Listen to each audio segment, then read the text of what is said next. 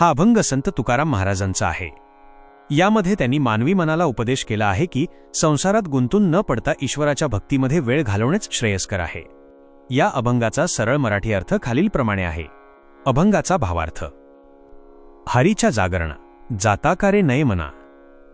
अर्थ: संत तुकाराम महाराज आपल्या मनाला प्रश्न विचारतात की हे मना, तू ईश्वराच्या हरीच्या नामस्मरणासाठी किंवा कीर्तनासाठी जागरणाला का जात नाहीस? तुला तिथे जाण्यास काय हरकत आहे? 2. कोठे पाहासील तुटी आयुष्य वेचे फुकासाठी. अर्थ: देवाचे नाव घेतल्याने किंवा भक्ती केल्याने तुझे काय नुकसान तुटी होणार आहे? उलट देवाच्या भक्तीशिवाय हे अमूल्य मानवी आयुष्य फुकट व्यर्थ खर्च होत आहे. 3.